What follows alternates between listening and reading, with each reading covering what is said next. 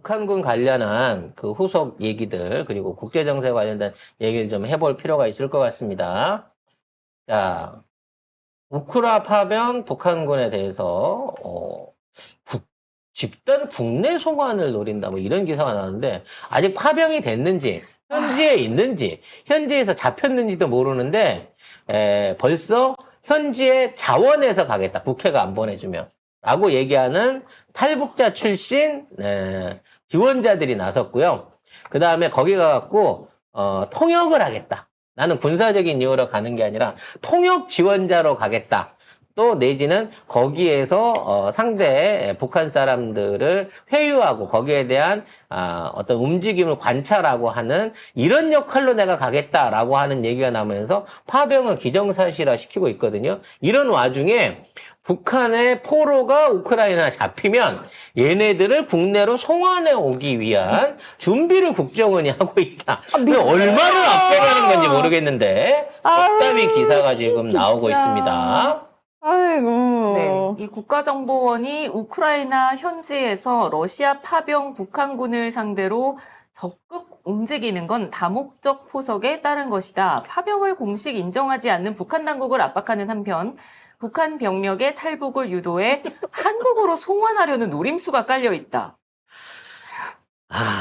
참 예? 앞서가기는 엄청 앞서갑니다. 아직까지도요. 물론 그 북한 아니 러시아 안에 북한군이 있는 거는 큰 의미가 없어요. 심지어 현재 그 북한군 러시아에 들어가 있는 북한군이다라고 제공하고 있는 북한군의 모습들이나 동영상을 보면 다 20대 초반에 아직 신병에 가까운, 아직 전투 경험이 능숙하지 않은 이러한 사람들에 대한 어떤 사진이라든지 영상들이 계속해서 공개가 되고 있습니다. 그러니까 내가 보기에 이 사람은 벌목공으로 간 건데, 갑자기 전투병과 요원으로 이걸 지금 몰아가고 있는 거예요. 심지어, 우리가 나토까지 부르지도 않는데 찾아갔습니다. 그래서, 북한이 러시아 파병됐다라고 하는 데 대해서 나토한테 가서 브리핑을 우리가 가서 요구를 하고 있는 상황입니다. 브리핑 들으라고. 아니, 브리핑을 해줘 그런 거지. 나토는 아직 우리 잘 모르는데 몰라도 브리핑을 해줘. 우리 한국에서 왔단 말이야. 가갖고 나토에 가서 우리가 땡깡을 부리고 있는 거예요. 아니, 이렇게. 정말. 아니, 이거 우리 언론 보도 보시면은 뭐라고 얘기했냐면, 나토에 가는 이유에 대해서, 나토가 우리 한국 정부가 발표한 내용에 대해서 좀 더 자세히 알고 싶어 해서 우리가 가서 설명해 주러 가는 거야. 라고 얘기를 하고 떠났어요. 지가 얘기한다고 간 거예요. 네. 근데 거기 가갖고는 러시아에 파병돼 있는 북한군들에 관련해서 알려줘. 니들이 우리한테 설명을 해줘. 라고 요구를 하고 있다는 것이죠. 그럼 그럼 러시아 안에 들어가 있는, 북한 남성은 다 20대부터 30대까지 다 일단 군인 신분이니까, 북한 국적자들에 대해서 걔들이 어디 있는지를 일일이 다 밝혀달라고 지금 땡깡을 놓고 있는 거 아니에요. 얘네들이 전투 요원이라는 증거가 있습니까? 군사훈련을 받고 있다는 증거가 있어요? 여기에 대해서 공식적으로 러시아, 북한, 누구든지 이와 관련된 제대로 된 인정 내지는 증거를 보여주고 있는 사람이 있습니까? 그냥 우크라이나랑 증거를 알 수 없는 출처의 동영상들이나 사진들을 가지고 지금 북한군이 사실상 우크라이나 접경에서 전투를 하고 있는 상황인 것처럼 거기서 막 사상을 당하고 심지어 포로가 잡히고 있는 상황인 것처럼 뉴스가 이렇게 앞서 나가고 있는 거예요. 어쩌려고 이러는 건지 모르겠습니다. 국정원이 18일부터 이걸 흘렸더만요. 몰랐는데. 북한에 1,500명 정도의 특수부대 병력이 적응훈련을 하고 있다. 그리고 전투에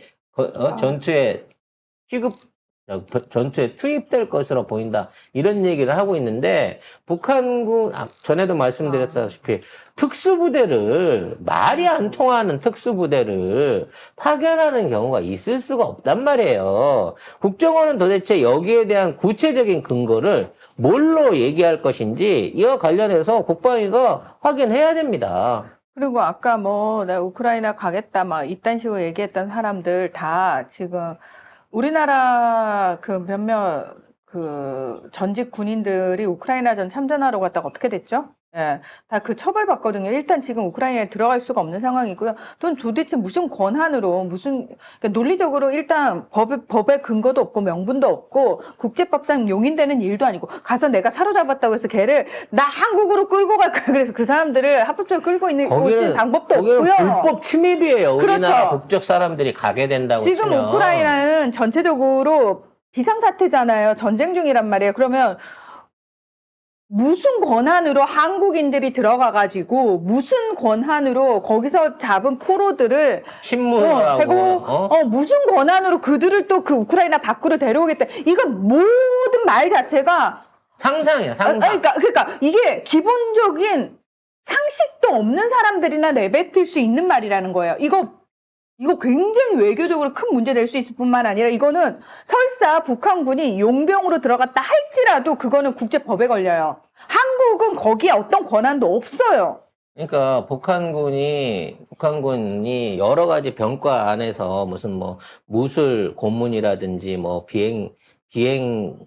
비행사들이라든지 뭐 여러 가지 분야 안에서 남몰래 용병으로 파견돼 갖고 아프리카 국가나 뭐 중동 국가 내지는 이른바 소련 영연방 국가에 영향력을 미치고 있는 건 사실이에요. 근데 그런 부분에 있어서도 이건 철저하게 비밀로 분류되는 부분인 거고, 그거와 관련한 것도 꾸준하게 국제법상으로 문제가 되고 있는 상황인 거거든요. 걸리면은 바로 외교 분쟁 됩니다. 그러니까 지금 사실 전 세계가 다 조금씩 눈 감아 주는 거 있잖아요. 근데 그게 눈 감아 주는 게 완전히 그러니까 용인을 해주는 게 아니고요.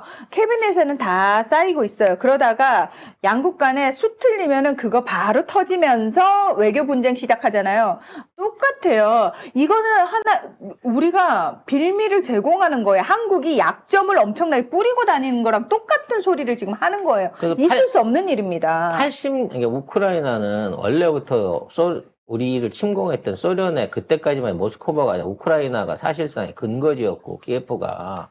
그리고 거기에서 몰려왔던 군인들 80년 동안 우리나라랑 전쟁을 하고 있는 거랑 마찬가지잖아. 그렇게 시작된 전쟁에 통해가지고. 그리고 80년 동안 북한과 소련은 늘 우호국으로서 스스로 끊임없이 계속 교류하고 지네들끼리 알아서 군사협력들을 해오고 있는 거예요. 근데 그거를 우리가 외교적으로 거의 단절을 시켜놨었단 말이야. 경제를 우선시적으로 앞세워가지고 러시아에 대한 북한의 지원을 더 이상 가지 않도록 끊어놨고, 외교적으로 북한하고 관계를 끊어놨었고, 오히려 한국의 입장을 지지하도록 러시아를 우리 쪽에 끌어들이는 외교를 통해가지고 북한을 내몰고 대화의 장으로 끌어냈던 게 문재인 정부였단 말이야. 근데 지금 이 정부는 아무것도 실리적인 걸 얻지 않으면서 북한이 지난 80년 동안 하지 못했던 군사 동맹을 비롯한 각종 무기 지원, 무기 기술 지원, 이 모든 것들을 다 받아내고 있어요. 왜? 윤석열의 잘못된 대북 정책 내지는 외교 정책 때문에. 심지어 이제는 이 국지전 상황을 만들었고 남북 간의 대립을 최우선시로 해놓은 상황에서 우크라이나 가서 우리끼리 대리전을 하겠다는 거야. 미친 개소리고 말도 안 되는 소리고 이건 국제법도 없고 뭐도 법도 없고 원칙도 없고 도대체 이런 무식한 사람들의 이야기가 공공연하게 나온다는 것 자체가 한국이라는 나라가 얼마나 형편없는 나라고, 그런 얘기들을 아무렇지도 않게 언론에 계속 흘려대는 국가정보원이라든지 이 정권이 도대체 제대로 된 정권인지조차도 의심스럽고, 이러니까 외국에서 무시를 당하는 겁니다. 그리고 전문가들이 공통적으로 얘기하는 게 뭐냐면 북한군이 건설 부대 들어간 거 맞고 지원을 하고 있는 건 맞다. 그런데 그들이 전투 대원으로 전선에 투입됐다는 건 아직까지 확인된 게 아무것도 없다라고 얘기를 하고 있어요. 그러니까 아직 확인되지 않은 상황에 대해서 우리가 부안해동을 할 필요가 없는데, 제가 계속 얘기하잖아요. 루는 지금 내부적으로 덮어야 될 김건희 이게 너무 크기 때문에 외부적 안보 위기를 고조시키는 건데, 또 하나가 뭐냐면은 설사 북한군이 투입이 됐다 하더라도 우리가 할 소리는 없어요. 왜냐하면은 북러 조약에 의해서 군사 동맹으로 맺었잖아요.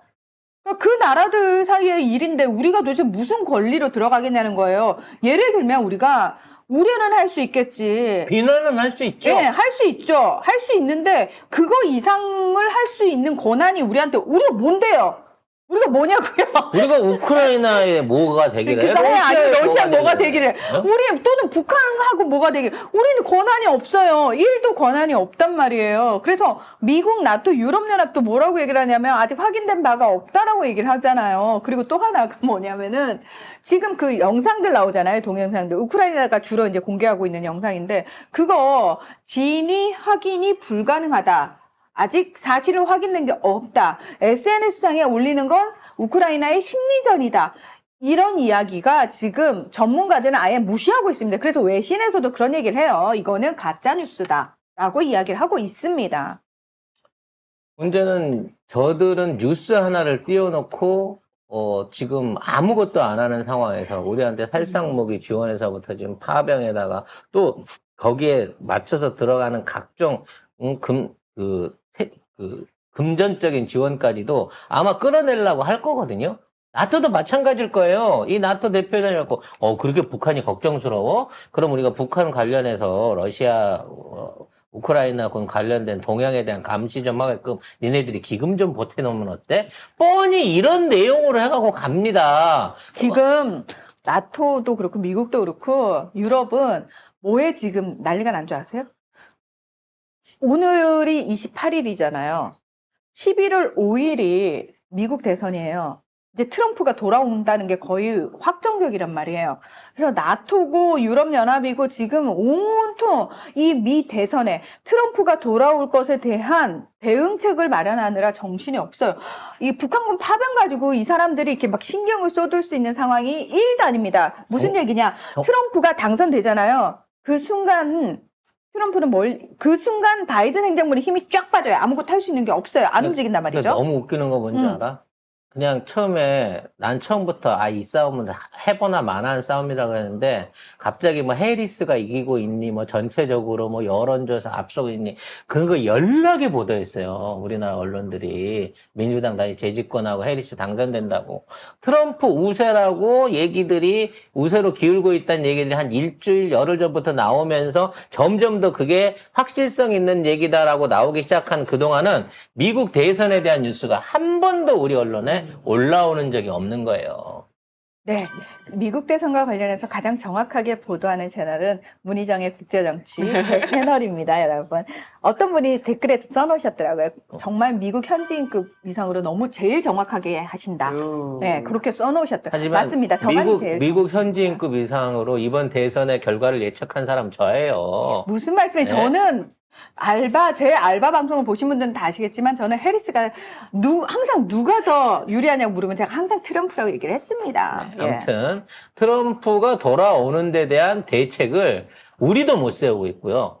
우리는 안 하고 있죠. 우리는 아예 안 하고 있고. 왜냐하면 그 대책을 세워줄 일본이 지금 그 대책 세울 정신이 아니거든요. 아니 그리고 생각해 보세요. 룬 정권은 부산 엑스포도 우리가 유치한다고 믿어 의심치 않던 멍충한 애들이야. 그래서 지금 얘네들은 아직도 해리스가 이기기를 기대하고 있는 것 같아, 이 정부나 외교들은. 왜냐면 지금 김태효 입장에서, 해리스가 그만둔다고? 그럼 나 노후는 어떻게 되지? 지금 이 걱정을 하고 있을 거예요, 지금 미국 첩자는. 김태효가 뭐라고 했어? 해리스 쪽에서 그 외교정책 하는 애들 내가 가서 강의 한번 해줘야겠어. 그래서 지난 2년 반 동안 바이든 빨고 그리고 기시다 빨면서 연명했던 우리 정부가 이게 지금 다 바뀌게 생겼네? 이시바로 내각이 바뀌었는데 엊그제 총선에서 져버렸어요. 어제 총선이 있었는데 네. 자민당이 과반 확보에 12년 만에 실패했습니다. 과반이 안 됐어요. 그리고 야당인 민주당의 의석수가 겁내 늘었어요. 이것과 관련해서는 내일 정확하게 자세하게 평론을 해드리도록 왜냐면 하겠습니다. 이게 일본 안에서도 충격적인 결과로 받아들여지고 있거든요. 지금 어떤 자민당의 몰락에 대해서. 그래서 과연 여기에 대한 분석들이 굉장히 많이 나오고 있는데 요건 내일 시간에 정리를 해드릴 텐데 아무튼 김태효를 비롯한 우리나라의 이 매국 세력들은 두 아버지와 어머니를 동시에 잃은 거야. 지금 기시다와 바이든을 동시에 잃은 거예요. 지금 이 상황에서 새롭게 펼쳐질 동북아 정세라든지 해외 정세라든지 뭐 북미 관계 또는 대한민국과 미국과의 어떤 혈맹 관계, 군사 안보 조약을 비롯한 각종 조약들, 이것 과거사 문제 이런 것들을 어떻게 풀어내야 될지 이런 것에 대해서는 조금의 준비도 없는 상태야. 근데 아직 일어나지도 않은 사안에 대해서 우리가 북한병을 빼오는 것까지 벌써 준비를 하겠다고 얘기를 하고 있는 상황이니, 이렇게 준비 없이 대책 없는 나라가 안 망하고 있는 것도 진짜 난 신기하다고 봐요. 대통령부터 행정부 수반부터 군 책임자부터 정보 책임자까지 경제 책임자까지 뭐 하나 사람 같은 게 없는데도 대한민국이 안 망하고 있는 게 신기한 거야, 진짜로. 그동안 그나마 쌓아놨던 것들을 지금 깎아먹고 있는 거죠. 버티게 하고 있는 거잖아요. 그게 빨리 미천이 드러나기 전에 정권이 바뀌어야 됩니다. 먹고 사는 거는 그동안 뒤주에 있던 거 꺼내 먹고 산다고 하는데, 일해야 될 농토를 뺏기고 농기구를 뺏기고 일할 수 있는 사람을 잃고 나면 누가 앞으로 대한민국을 네가 살릴 거냐는 생각이 들고요. 네, 민중들이요. 또 민중들이 또 우리가 들고 일어나서 해결을 민중들이 해야겠죠. 갈아 넣겠죠. 또 네. 늘 그렇게 이 한반도는 유지돼 왔으니까요. 늘 언제나 난세에는 우리 시민들, 우리 국민들이 스스로 나서갖고 나라를 제대로 일으켜 왔다는 걸 생각하시고요. 또 제2의 의병 활동을 시작할 때가 멀지 않은 것 같습니다.